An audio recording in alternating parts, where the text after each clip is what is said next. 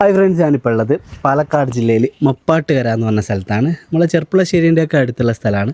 ഇവിടെ വന്നത് ദുജാന റാഷിദ എന്ന് പറഞ്ഞ മോളെ കാണാനാണ്. നമുക്ക് പറ്റിയ നല്ലൊരു വരനെ നമുക്ക് കണ്ടെത്തണം. നമുക്ക് ചെറിയൊരു പക്വത കുറവാണ്, പക്ഷെ ഒക്കെ എഴുത്തും വായനയൊക്കെ അറിയാം. പിന്നെ ആൾ സ്മാർട്ടൊക്കെ ആണ്. ചെറിയൊരു പക്വത കുറവിൻ്റെ ഒരു വിഷയമാണ്. ഡീറ്റെയിൽ ആയിട്ട് നമുക്ക് അവരോട് ചോദിക്കാം. അപ്പോൾ അവരുടെ വീടാണ് കേട്ടോ ഈ കാണുന്നത്. നമുക്ക് കൂടുതൽ ഡീറ്റെയിൽസ് അവരോട് ചോദിക്കാം. അസ്സലാമു അലൈക്കും. ഇത് ദുജാനൻ്റെ ഉപ്പയാണ്. ഉപ്പാൻ്റെ പേരെന്താ?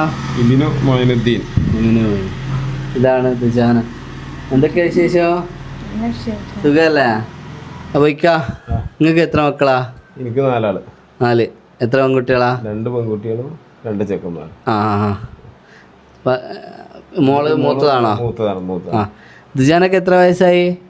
22 വയസ്സ് കഴിഞ്ഞു. 22 കഴിഞ്ഞു. മോൾ എത്ര വരെ പഠിച്ചേ? ഡിഗ്രി വരെ പഠിച്ചു. ഡിഗ്രി വരെ? ഏതായിരുന്നു ഡിഗ്രി?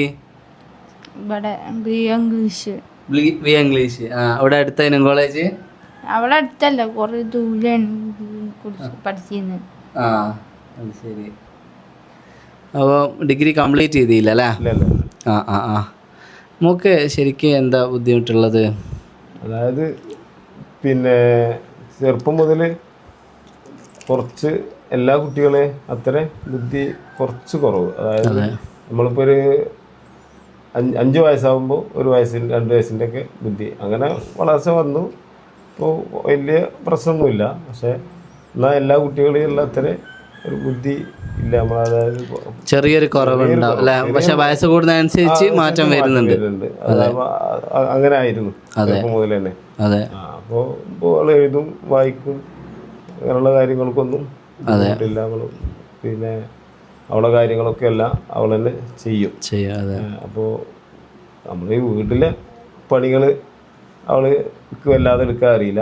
ബാക്കി പിന്നെ അവളെ സ്വയം കാര്യങ്ങൾ ഒക്കെ അവൾ തന്നെ എല്ലാം ചെയ്യുന്നുണ്ട്.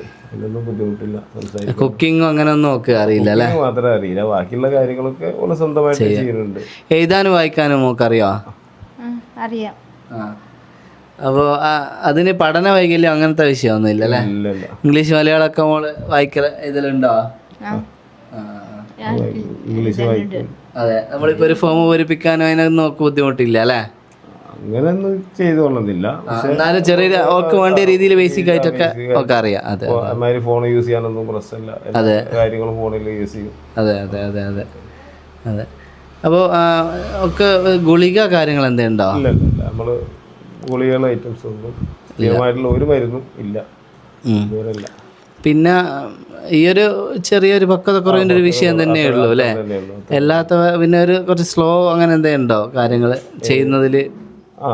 അങ്ങനെ ഓരോന്നും ചോദിക്കുന്നത് ക്ലിയറായിട്ട് ഒരാൾക്ക് മനസ്സിലാവാൻ വേണ്ടിയിട്ടാണ് കേട്ടോ.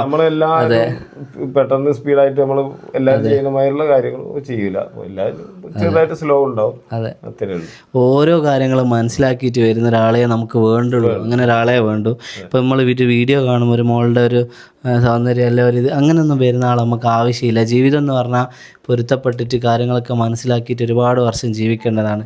അതുകൊണ്ടാണ് ചെറിയ കാര്യങ്ങൾ വരെ ചോദിക്കുന്നത് കേട്ടോ. അപ്പോൾ പറയത്തക്ക അങ്ങനത്തെ വലിയ വിഷയം നോക്കിയില്ല, പക്ഷേ ചെറിയ വിഷയങ്ങളുണ്ട്.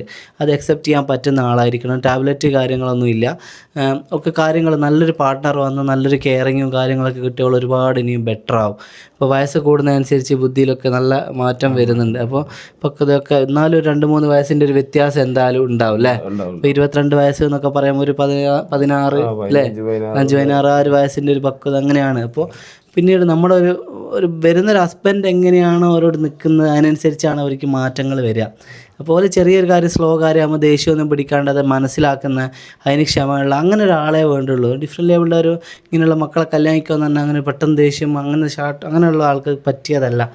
അതിന് അപാരമായ ക്ഷമയും പിന്നെ ഒരു കുറച്ച് ദൈവഭയവും അങ്ങനെയൊക്കെയുള്ള നല്ലൊരാളായിരിക്കണം. അങ്ങനെയുള്ള ഒരാൾ തന്നെയാണ് തീർച്ചയായിട്ടും നമുക്ക് വേണ്ടത്. ദൂരം നമുക്ക് പ്രശ്നമുണ്ടോ? ദൂരത്തിൽ നമുക്ക് പ്രശ്നമൊന്നുമില്ല. പക്ഷെ നമ്മളെന്താ വെച്ചാൽ പരമാവധി നമ്മളെടുത്ത് ഇവിടെ നിൽക്കാൻ ഇങ്ങോട്ട് വരുന്ന ആളെയാണ്.